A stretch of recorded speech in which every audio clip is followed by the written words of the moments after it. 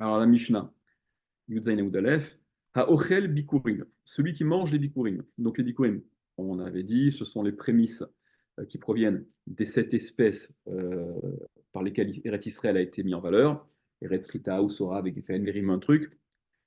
Les prémices donc, doivent être reportées au Beth Amikdash. Ils sont consommés par le Kohen, ils reviennent au Kohen, un peu comme le cas du Bechor, hein, ça ressemble un peu au Bechor.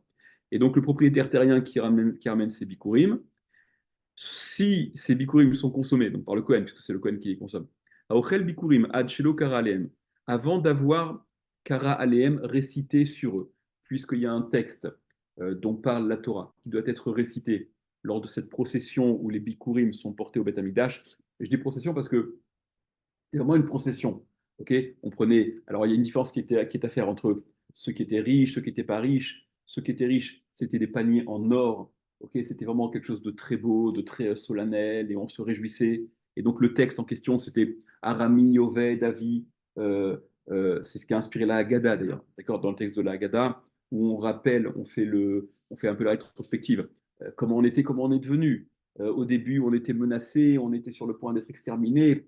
Arami, le Arami, d'après l'explication la plus courante, ça fait référence à Lavan, à Arami, au Vedavi qui voulait perdre mon père, d'accord, Yaakov, qui a donné naissance aux 12 tribus, etc. Et aujourd'hui, voilà, grâce à Dieu, on est installé sur cette terre et on profite du produit de cette terre. Donc c'est ce que la Torah demande. Juste une parenthèse, celui qui était pauvre, il amenait un panier qui n'était pas en or, qui était en osier, qui était simple, et lui, son panier, il était gardé. D'accord? Alors c'est quoi? C'est le capitalisme à outrance. Celui qui amène les paniers en or, il récupère son panier, et le pauvre qui n'a pas de panier, il laisse son panier. Non, c'est simplement pour dire, on espère que l'année d'après, Tu viendras avec un tout. panier en or. Exactement. Exactement. Allez, venez, c'est juste pour la petite idée, pour la petite histoire. Donc, la Mishnah dit, Haochel bikurim, celui qui mange les bikurim, Hachelo kara alehem, avant d'avoir récité le texte. Donc, le texte est nécessaire d'être récité sur ces bikurim. On verra dans la Gemara juste au début, et on aura l'occasion de revenir là-dessus, je vous le dis dès à présent, c'est que dans le texte de la Torah, il est question de la récitation, certainement, mais il est aussi question d'un autre détail, enfin détail d'importance, qui est le fait de devoir poser ce panier devant le misbéach. La Torah a dit à 2 reprises, ve'in narto, ve'in nicho, il le posera, il le déposera. Et à cause de cette insistance sur le fait de poser le panier devant le misbéach, les chachamim vont dire, contrairement à l'opinion de la Mishnah ici, que l'étape indispensable, ce qui est me'akev, ce qui empêche, c'est-à-dire ce qui doit impérativement être fait, faute de réaliser la mitzvah comme il se doit, c'est la hanacha. C'est le fait de poser devant le misbéach ce panier avec ses fruits, avec ses prémices-là. Ici, dans la Mishnah, ce qu'on dit être me'akev, ce qui est impératif, et faute de quoi, si on consomme les bikurim, on est donc on est loqué, on a malcoute, puisque cette Mishnah elle fait suite à celle du début du Pérec, où on donne la liste, Velouen alokin, voici ceux qui sont lokin, et donc toute la liste. Et là on poursuit, Haochel bikurim a chelokar alehem, celui qui mange le bikurim, avant d'avoir récité le texte qui les concerne. La suite, Koche Kodashim, Chutz Laklaim, celui qui mange les Koche Kodashim, donc Koche Kodashim, c'est la catégorie des Kochim la plus importante, d'accord? Grosso modo, il y a les 2 catégories, il y a les Kadashim, Kalim, on a eu l'occasion de parler de ça déjà. Il y a les Kadashim, Kalim, il y a les Kochim, donc ce qui est affairé, les Korbanot, toutes les offrandes, les Menachot, Korbanot, qui sont de la catégorie Kadashim, Kalim, léger, d'accord, moins important relativement. Il y a les Koché Kodashim, d'accord, saints des saints, hein, pas le Kodesh Kodashim, les Koché Kodashim, qui sont donc la catégorie la plus importante par rapport à ces Korbanot, à ces Menachot, qui comportent les 3 catégories que vous connaissez, les 3 classes, exactement. Hacham, Khatat et Ola. Voilà. Ok. Alors, celui qui consommerait les Kodesh Kodashim, Routz la Klaim, à l'extérieur des Klaim. Les Klaim, ce sont c'est ce qui détermine l'enceinte du Mishkan. C'est les tentures, d'accord, c'est ce périmètre qui détermine donc le Mishkan. À l'époque du Mishkan, c'était le Mishkan. Ensuite, ça a été la Hazara dans le Beth Amikdash. Celui qui consomme donc les Kodesh Kodashim, les plus saints, les plus Kedoshim, à l'extérieur des Klaim. L'extérieur des Klaim, il faut donc, ça veut dire qu'il faut les consommer précisément à l'intérieur. Kadashim Kalim ou Maaser Sheni, celui qui consommerait les Kadashim Kalim, en descend de degrés, les Kadashim Kalim, donc tous les autres korbanot, toutes les autres catégories de korbanot, Toda, Shlamim, Bechor, etc., ou Maaser Sheni, ainsi que le Maaser Sheni. Maaser Sheni, on a eu l'occasion d'en parler il n'y a pas longtemps, okay, donc c'est le prélèvement qui doit être consommé à Jérusalem. Faute de pouvoir l'être à Jérusalem, il y a une possibilité de transférer la Kedusha de ce Maaser Sheni sur de l'argent, Vetsarta HaKesef Beyadra, d'accord, il faut que ce soit de l'argent avec une effigie, on en reparlera, on viendra sur ça après. Alors, celui qui consomme les Kadashim Kalim et le Maaser Sheni, Chutz la Choma, à l'extérieur de la Choma de la muraille. De quelle muraille s'agit-il? De la muraille qui circonscrit Jérusalem. Okay, c'est-à-dire qu'il y a les Klaim qui déterminent le périmètre du Mishkan, et au-delà, puisque le Mishkan, le Mikdash, et au-delà de ça, quand le Beth Amikdash est installé à Jérusalem, il y a jusqu'à la Choma, donc il y a Jérusalem. Celui qui consomme donc les Kadashim Kalim ou le Maaser Sheni à l'extérieur de la Choma, à Shover et Taetsem Bepesach à Taor, celui qui briserait l'os du Korban Pessah étant Taor, le Korban étant Taor, vous vous rappelez que la Torah dit au sujet du Korban Pessah, Ve'aetsem Lotish Berubo, et un os, vous ne casserez pas du Korban Pessah, parce qu'à Pessah, il faut se montrer libre, riche, etc. Donc on n'a pas besoin, on marque par ces retenues-là, même la façon d'une espèce de largesse, et donc on ne casse pas le l'os. Je crois que c'est le Rambam qui rapporte que on ne casse pas l'os s'il n'y a plus de chair dessus, mais s'il y a de la chair dessus, tu peux casser l'os, il me semble. Celui qui casserait l'os à Pessah, alors que la Torah dit, Ve'etzem lotish berubo, on ne casserait pas d'os dans le Korban Pessah lorsqu'il s'agit du Korban qui est Tahor, d'accord, parce que c'est dans un cadre de normalité où ce dont parle la Torah s'applique. Donc quand la Torah dit vous ne casserez pas d'os à Pessah, le Korban Pessah, on parle dans un cadre de normalité quand le Korban il est Tahor, quand tout est nickel. Arezé loke arbaim, donc il est loke arbaim. Tout celui qui a fait ce qu'on vient d'énoncer, d'accord, il a transgressé donc des interdits de la Torah, on reviendra là-dessus, et il est donc passible de la peine de Malkout, les 40 coups, qui en réalité ne sont que 39. Aval, mais, alors, quand je vous dis il y a des Isurim, l'Agmara s'intéressera à trouver la source de ces interdits, c'est ce que Rashi dit rapidement. Rashi, Kachekadashim, Chutz la Klaim, les Kachekadashim à l'extérieur des Klaim, donc du périmètre du Mikdash. Oshachal Kachekadashim Bisman Mishkan, Chutz la ou bien, donc c'est un autre cas, hein, à part celui des Bikurim, voilà, qui aurait consommé les Kachekadashim à l'époque du Mishkan, puisque le Mishkan, c'est là où on parle des Klaim, de ces tentures avec ces poteaux, etc. Chutz les Klaim, qui étaient attachés avec des cordes et compagnie, à l'extérieur des Klaim, ou Bagmara Mefaresh et Khan Mouzar. Et dans la Gemara, on va expliquer où est-ce qu'on a été Mouzar, quelle est la Hazara, quelle est l'injonction qui a été formulée dans la Torah. C'est loin d'être évident. Ou bien Kadashim Kalim, Rachid dit, les Kadashim Kalim, donc ça, ce sont les Kochim, catégorie inférieure, à l'extérieur de la Choma, donc là, on est à l'extérieur de Jérusalem. Rachid dit, Hazaraté, et la Hazara, elle provient du pasouk de la Torah, Lotucha le'echol bisharecha, pasouk lequel on va travailler beaucoup, Lotucha le'echol bisharecha, dit la Torah. Tu ne pourras pas manger bisharecha dans tes villes, dans tes portes, c'est-à-dire dans tes villes, où que tu te trouves. Masar degancha tiroshra veitzarecha, le maaser sheni. Degancha de tes céréales, tiroshra de tes vignes, veitzarecha de tes huiles, Masar degancha ou frorot bekarcha vetsonecha, et les bechorot de bekarecha de ton gros bétail, vetsonecha de ton menu bétail, vechol nedarecha asher tidor, venidvotecha ou trumat yadecha. Vechol nedarecha asher tidor, et tous les nedarim, donc tous les vœux que tu ferais. On verra à quoi ça correspond toutes ces choses-là. Venidvotecha, donc nidvotecha, tes nedavot, ce qui est apporté de façon bénévole, d'accord, c'est ton initiative. Ou troumat yadecha, et le prélèvement de ta main, d'accord, si on traduit littéralement. Donc, la Torah dit, lotucha lechol bisharecha, tu ne pourras pas manger tout ça, toutes ces choses-là, bisharecha, dans tes villes, ça veut dire à l'extérieur de Jérusalem. Donc, c'est pour ça que, voilà, c'est ça la Hazara, l'injonction, l'interdiction de consommer tous ces éléments-là qui sont cités à l'extérieur de Jérusalem.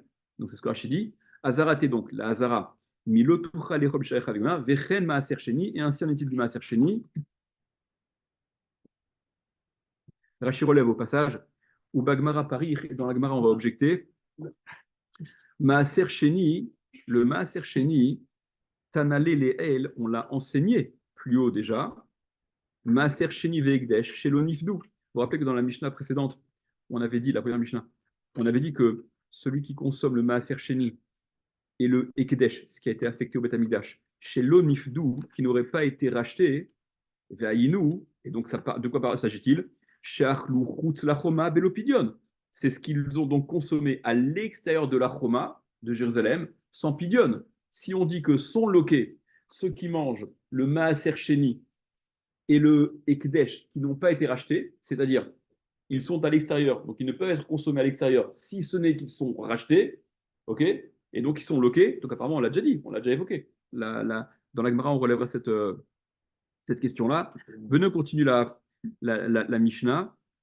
Aval, mais Hamotir Batahor, celui qui laisserait du Korban Pessar alors qu'il est Tahor, celui qui en laisse, il a transgressé un lave également, un lave qu'on a déjà vu et répété.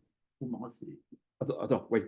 Alors, le lave, déjà, c'est quoi? C'est l'autotiru mimenu ad boker, d'accord? Vous ne laisserez pas de ce Korban de Pessar ad boker jusqu'au matin. Jusqu'au matin. Pas là? Ouais. Vous n'en laisserez pas jusqu'au matin, il faut le consommer en totalité. Si tu en laisses jusqu'au matin, eh ben, tu as transgressé le veloto tiru mimnu ad boker. Vous n'en laisserez pas jusqu'au matin, tu as transgressé. Mais pour autant, dit la Mishnah, hein, avalamotir bataor, mais celui qui en laisse, donc étant taor, on va voir qu'au final, il n'est pas loqué. Alors on reviendra là-dessus. Veachover betame, ou celui qui casserait l'os, qui est interdit de casser, mais lorsque le korban est tamé. Eno loqué arbaïm, il n'est pas loqué arbaïm, il n'a pas la peine de malcoute.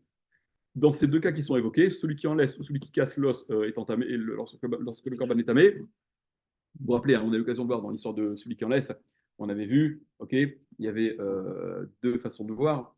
Rachid ramène une des deux simplement. C'est que ce qu'on a vu au tout début de la Masechet, c'était que c'est un lave assez. Laisser du korban plutôt que de le consommer en totalité comme la Torah te demande, et donc transgresser, tu n'en laisseras pas. Comment est-ce que la transgression se passe? En ne faisant rien. C'est donc un lave chez En Bomaase. C'est un lave qui ne comporte pas de maase, il n'y a pas d'action. Vechol lave shen bomaase, En lokina lave. Et d'après Chachamim, kol lave shen bomaase, tout lave qui ne comporte pas de maase, la transgression se fait comment? En se tournant les pouces, en faisant rien. Ok, on n'est pas loqué dessus. Ou bien, Rabbi Yehuda, la braïta qu'on avait vu précédemment, il y a un AC, d'accord? Puisqu'il y a un AC qui vient après ce lota AC, donc c'est un lave anitak les AC. C'est un lave qui est réparable par un AC. En l'occurrence, quel est le AC qui vient réparer? Vers un notar mimelu boker, ba esh tisrofu. Ce qu'il en resterait jusqu'au matin, ba esh tisrofu dans le feu, vous le brûlerez. Voilà le AC qui est réparateur de la transgression. Vous laissons ça tout pour l'instant. Ok. Euh, Fin de la Mishnah. Hanotel em alabanim, ce dont on avait parlé dans le DAF précédent également. Hanotel em alabanim, celui qui prend la mère sur les petits, vous vous rappelez, la mitzvah de Shiluach Haken, ok, on avait vu, hein. C'est marqué dans la Torah. Lotiker alabanim, tu ne prendras pas la mère sur les enfants. Shaleach teshalach et tu renverras la mère. Vet abanim tikachlach, et les petits ou les œufs, tu les prendras pour toi. Ok. Donc, cette mitzvah de Shiluach Haken, ou lorsque Kikare lecha baderer baetz ou ala etzim, d'accord, efrochim, vaem robetset alabanim ou ala efrochim, d'accord, tu rencontres par hasard en chemin, etc. La question se pose, il ne faut pas que ce soit au niveau de la halakha, ça a des conséquences, ces détails-là. Ouais. Il ne faut pas que l'endroit où tu te trouves t'appartienne, auquel cas la mitzvah ne s'applique pas. Il y a d'autres, je crois que je vous ai parlé aussi des autres Mefarshim qui disent, le Rambam en l'occurrence, le Rambam dans le Moré, le Aktav et Akabala aussi qui ramène ce même pirouche-là, qui dit que si tu n'as aucune utilité, ni des œufs, et le Rambam dit les œufs, tu n'en auras certainement aucune utilité parce qu'à partir du moment où ils ont commencé à être couvés, ils sont plus, voilà, c'est plus cachère. Et donc si tu n'as aucune utilité des œufs ou des oisillons, d'accord, t'es pas Oui, vrai, ça rajoute un petit goût. sans aucun doute. Tu les laisses tranquilles, tu ne fais rien, ok? Il y a ceux voilà, qui vont dire que non, non, non, au contraire, il faut faire la mitzvah à tout prix, etc. D'accord, les Mefarshim là-dessus s'opposent, s'affrontent. Quoi qu'il en soit, hein, donc celui qui prend la mer sur les petits, c'est-à-dire il n'a pas agi comme la Torah lui a dit, c'est-à-dire il n'a pas accompli l'otika hamam. La Torah dit tu ne prendras pas la mer qui est en train de couver les œufs. Il a pris la mer, il ne l'a pas renvoyée, il l'a prise plutôt que de la renvoyer. Alors, dans ces cas-là, Rabbi Yehuda Omer loqué. Rabbi Yehuda dit il est loqué, il a la peine de Malkout, parce qu'il a transgressé le lotika chemalabanim, ve eno meshaleach, et il ne la renvoie pas. Il ne la renvoie pas, ça veut dire que ça ne réparera pas la transgression de l'avoir prise, même s'il la renvoie par la suite. Ok? Les Chachamim disent meshaleach ve eno loqué. Les Chachamim disent non, il la renvoie et il n'est pas loqué. Et il n'a pas la peine de Malkout parce que d'après les Chachamim, voilà, exactement. D'après les Chachamim, le lotika chem alabanim, le tu ne prendras pas la mer sur les petits qui sont en train de couver les petits, c'est le lotacé, la avera. Cette avera-là, ce lave-là, et nita clé assez, peut être réparé par le assez de shaliach, teshalach et ta'em. Bien que dans la chronologie, les Chachamim, évidemment, qui sont bien d'accord avec Rabbi Yehuda, qu'il ne s'agit pas de transgresser pour renvoyer. Ce que la Torah te demande, c'est de ne pas la prendre, à aucun moment de ne pas la prendre, ok, mais au contraire de la renvoyer. Toutefois, si tu l'as prise plutôt que de la renvoyer, tu répareras cette transgression en la renvoyant. Ok. Rachid rapidement, peut-être. Regardez. Loqué, alors, et attendez. Pas tout de suite dans la Torah, nous dit pas tout de suite. Ok, c'est là, en effet, d'où la source de la marque loquette. Regarde. Non, c'est bien. Non, il faut dire de ça. Sébastien, toi, tu demandes pourquoi l'ordre de la Torah. Hein, quel est l'ordre de la Torah? Dans la Torah, c'est marqué comme ça. Kikare kan tzipor lefanecha, lorsque tu rencontreras par hasard un kan tzipor, un nid d'oiseau, lefanecha devant toi, baderer, un chemin, bechol etz sur tout arbre, ou à la retz, ou à la terre, efrochim, au betsim, des poussins ou des œufs. Ve'aem robetzat al efrochim ou à la betsim, donc la mère couve les poussins ou les œufs. Lotika chaem alabanim, tu ne prendras pas la mère sur les enfants, sur les petits, qui couvent les petits. Donc la Torah commence par le lota assez. La Torah commence par évoquer le lave. Ensuite, shaleach teshalach et aem, renvoyer, tu renverras la mère. Vetabanim tikachlach, et les petits, tu prendras pour toi, avec à la clé la promesse que vous connaissez, les ma'an itavlach, ve'ararta yamim, afin que tu aies du bien pour toi, ve'ararta yamim, et tu prolongeras tes jours. Tes jours sont prolongés. Donc, dans la Torah, la formulation, elle, on a d'abord un lota assez. Si on s'en tient à l'ordonnancement, on a l'impression d'être en présence d'un lota assez qui est nita clé assez. D'accord? A priori, c'est l'opinion des Chachamim qui disent que Meshaleach ve'enoloke, il peut renvoyer et il n'a pas mal coûte. Mais souvenez-vous de ce qu'on avait vu. Souvenez-vous de ce qu'on avait vu. Daf Yud Dalet Amud Bet, où Rabbi Yochanan, il avait rapporté le principe de lota assez chez Kedamo assez, un lota assez qui est précédé d'un assez, et on avait rapporté, on avait vu que signifiait, dans quelle mesure on est en face d'un lota assez chez Kedamo assez, d'un lota assez qui est précédé d'un assez. On avait dit que dans la mesure où le assez peut être réalisé avant la transgression du lota assez, d'accord? Alors là, c'est pas un lavanita clé assez, c'est pas un lave qui est réparable par un assez, parce que si le assez il peut être réalisé avant la transgression, ok? Tu vois bien que le assez il n'est pas tout à fait lié au AC qui aurait été, au lota AC qui aurait été transgressé. Or, dans notre cas, la mitzvah assez, shaleach teshalach et ta'em, peut tout à fait être réalisée avant de transgresser le lota assez de ne prends pas la mer. Bah non, tu la prends pas. Tu la prends pas, tu la renvoies. Ok? On verra ce truc-là. Donc, pour Rabbi Yehuda, on n'est pas en situation d'un lav anita cléacé. Ok? C'est pour ça que Rabbi Yehuda dit loke veno meshaleach. Et les Chachamim me disent meshaleach veno loke. Il renvoie et il n'a pas mal coûte. Et juste je finis la phrase de la Mishnah. Zéaklal, voici le principe.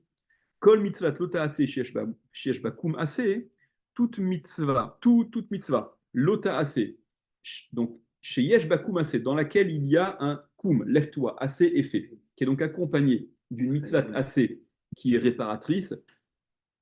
En chayavin alea, on n'est pas chayav sur elle, sur cette mitzvah lota ase, on n'est pas chayav malkout, puisque la Torah prévoit une session de rattrapage au moyen de l'accomplissement du assez qui vient réparer le lota ase. Reprenez Rashi rapidement. Juste en soi, je suis désolé, mais la chita des Khamim, elle est quand même assez étonnante. Parce Alors, regarde, je vais voir dans Rashi, tout de suite. Voilà dans Rashi, c'est Rashi. Loke venome shaler, ça c'est Rabbi Yehuda. Il a malkout et il renvoie pas, ça ne va pas réparer. Kassavar, parce qu'il pense, Rabbi Yehuda, shaleach me ikara mashma, le shaleach, ce que la Torah te dit, renvoie me ikara mashma, s'entend comme étant ce que tu dois faire, me ikara dès le début. Ça ne vient pas réparer ta transgression. tu l'as pas fait, t'as raté. Si tu n'as pas renvoyé, si tu n'as pas commencé par renvoyer, Ouais. mais que tu as transgressé le lotikar, bien que le lotikar soit marqué en premier, Ouais. d'accord? V'en kan lav shnita klease, et donc il n'y a pas ici de lav shnita klease, d'après Rabbi Yehuda. De af al gav dirtiv shaleach teshalach achar lotikar, et bien que dans l'ordonnancement des versets, le shaleach teshalach soit écrit après le lotikar. Donc tu aurais pu penser que lotikar ne prend pas, mais si tu as transgressé, eh bien, chaler t'es chalar. Bien que ce soit ordonnancé comme ça, lave les memras, c'est pas pour te dire des imla karta que si tu as pris chaléar, tu renvoies. Et là, mais la façon dont il faut comprendre, c'est la façon suivante lotikar, ne la prends pas. Et là, shalchena, mais renvoie-la, kodem lekicha, avant de la prendre. Ok?